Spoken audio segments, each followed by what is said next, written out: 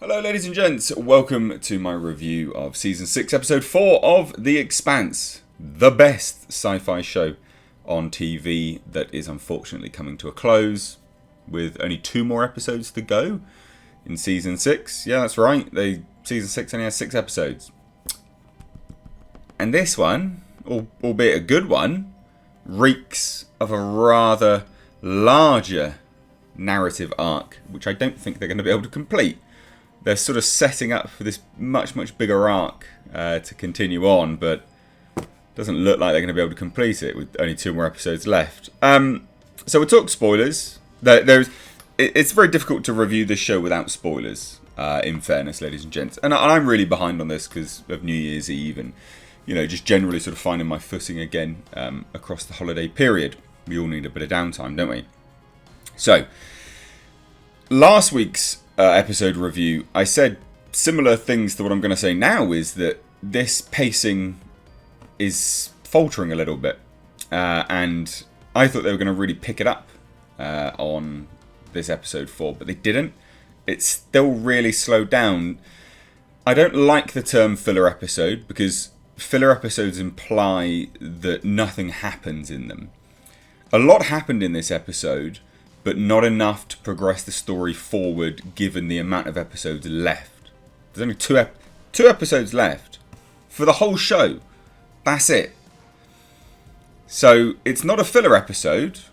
A lot happened, but a lot happened which is sort of setting up stuff which I don't think they're going to be able to fully articulate and fully explore. So it's a difficult one to really discuss. And difficult one to fully appreciate because I just don't think they're going to be able to explore it. So what am I talking about? Well, we start off again on that, on one of the ring worlds, where obviously this little girl is going to go and take her brother to be resurrected, right? Her brother died, ran out in front of a truck or something like that. Tragic, awful, not good.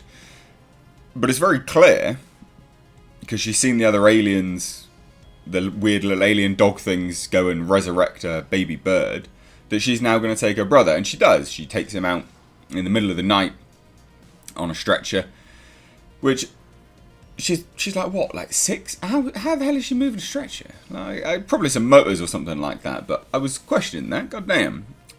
More of a comedic comment. A lot of people take my comedy a little bit too seriously. Calm your shit. So it's obviously that she's going to go and do that, but with only 2 more episodes left, that's going to be left on a cliffhanger, I think, and that's going to be a real shame because I want to know what the hell these things are.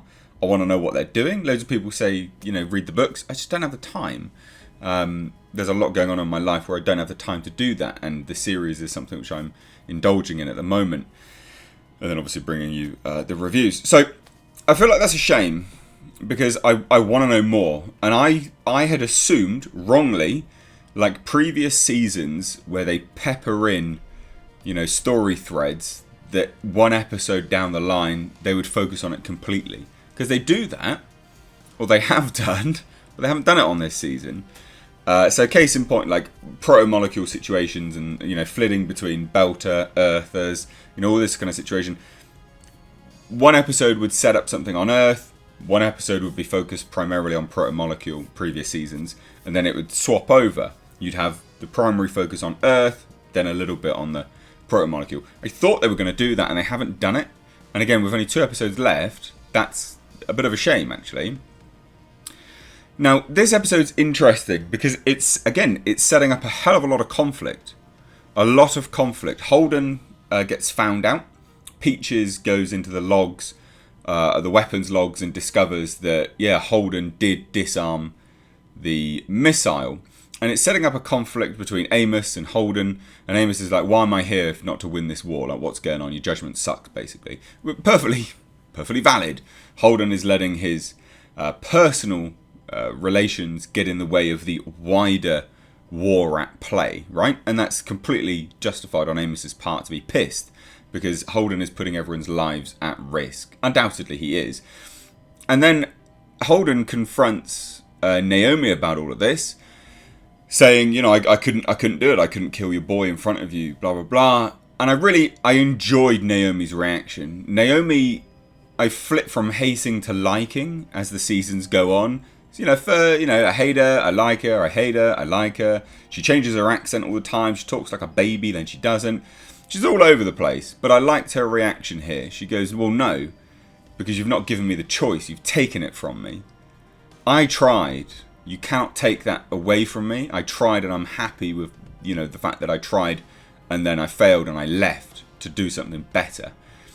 And that was a really good reaction. And then not only that, was the fact that she said, you have now made me responsible for everyone that Marcos Inaros goes and kills.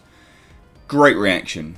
Really, really good. Because if she just played it up and was like, oh, thank you so much, or, wasn't angry about it, I would have questioned that characterization from the writers.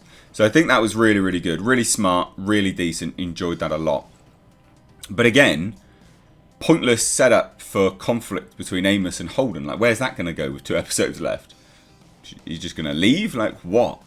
Very strange. And I get it. Maybe in the books there's a bigger thing at play. Loads of people have said, yeah, no, this needed to happen this way because there's another battle and then there's this and then there's this. People have said this to me, so I get it. And then there's a very interesting element on the Pella, Marcos Inaros' ship, is that you have Philip and Marcos. Marcos tells Philip, no, go, you're being downgraded to duties because you've backtalked to me, so piss off, basically.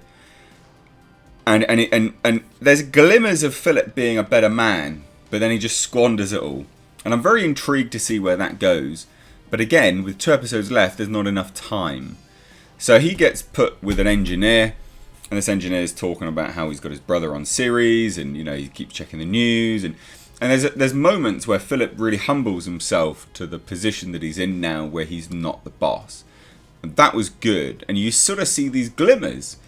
And you can start to see, oh, maybe he'll be good again. Maybe he'll be good. But then ultimately, by the end of the show, when Drummer sends out a wideband message to everyone in the belt, basically saying, yeah, you abandoned everyone, Marcos. You're a scumbag. I'm going to come back and, you might kill me, but it doesn't matter. I'm still better than you, sort of thing. And Philip just flicks like a light switch back to evil mode, just telling everyone this is war. We must do this, whatever, whose side are you on, all this kind of crap. And I'm just like, God damn. Like, this guy's flip-flops more than a fish on land, he's just flip-flopping around. But where's it going to go with 2? I just keep thinking, 2 episodes left. You might think that I hate this show, I love this show. But I can't help but think 2 episodes left every time there's these things going on. And I've got to have faith in the writers. I've got to have faith in the writers, because they are good. They have been good. And that was basically it, really. There's a little bit of Avasarala, not too much. She's just, dealing with, the mess on Sirius Station after the mining bombs exploded. And that was basically it. There wasn't a great deal. But I'm very keen to see what happens now with respect to, zombie baby brother. Is he going to come back and be all weird and changed? And who knows what's going to happen there? That'll be very intriguing. And sadly, I just don't think we're going to get enough time to explore it all. I'm intrigued to see what happens with Holden and Marcos again. But overall, still enjoy it. Just give us more. Why was it cut? I genuinely don't know why it was cut short. Because surely this is the flagship for Amazon Prime. This is their show. God damn, I look very white. Sorry, very pale. The exposure's messing up. But this is the flagship for Amazon Prime. So it's a shame that they've just gone and cancelled it. That is what's happened. But it'll be intriguing to see if they announce any spin-offs or anything like that. But let me know what you guys think down below. Did you enjoy this? Are you the same as me? Do you keep thinking 2 episodes? There's only 2 episodes left. What's going on? Let me know your thoughts, any and all of them, down below in the comment section. If you're new here and you enjoyed this review, hit that subscribe button, give the video a like, and please do share it. And if you're a returning subscriber and you like what I do, and you've enjoyed what I did over the last year or years, I have memberships open on the channel. Please do pledge and support a little bit more. YouTube's not the best, and it just goes a long way to helping out. So that's all linked in the description box. Memberships on the channel, as well as Patreon, and my Twitter and Instagram, @MrHReviews. Thanks so much. Take care.